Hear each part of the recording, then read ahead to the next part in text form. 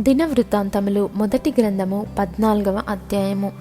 తూరు రాజైన హీరాము దావీదునొద్దకు దూతలను, అతనికి ఒక ఇల్లు కట్టుటకై దేవదారు మ్రానులను, కాసి పనివారిని, వడ్లవారిని పంపెను.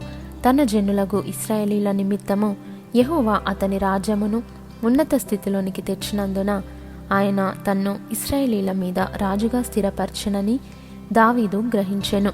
పిమ్మట యెరూషలేమునందు దావీదు ఇంకా కొందరు స్త్రీలను వివాహము చేసుకొని ఇంకా కుమారులను కుమార్తెలను కనెను.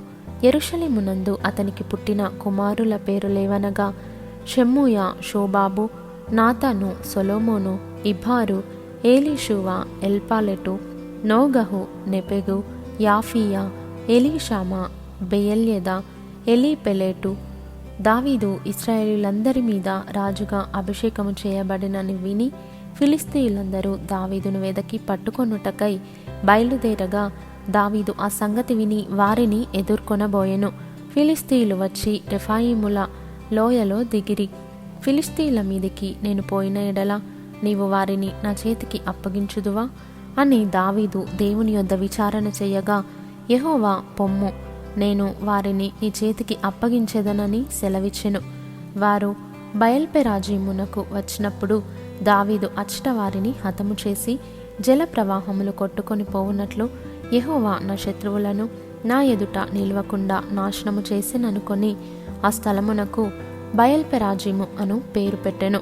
వారు అచ్చట తమ దేవతలను విడిచిపెట్టిపోగా వాటిని అగ్నిచేత కాల్చివేయవలెనని దావీదు సెలవిచ్చెను.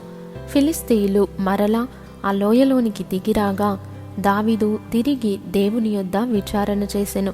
అందుకు దేవుడు, నీవు వారిని తరుముకొని పోక వారిని తప్పించుకొని చుట్టూ తిరిగి కంబలి చెట్లకు ఎదురుగా నిలిచి కంబలి చెట్ల కొనలయందు కాళ్ళ చప్పుడు నీకు వినబడినప్పుడు వారితో యుద్ధము కలుపుటకై బయలుదేరి వారి మీద పడుము.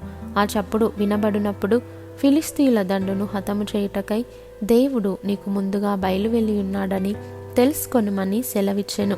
దేవుడు తనకు సెలవిచ్చిన ప్రకారము దావీదు చేయగా ఇశ్రాయేలీయులు ఫిలిష్తీయుల సైన్యమును గిబియోను మొదలుకొని గాజేరు వరకు తరిమి హతము చేసిరి.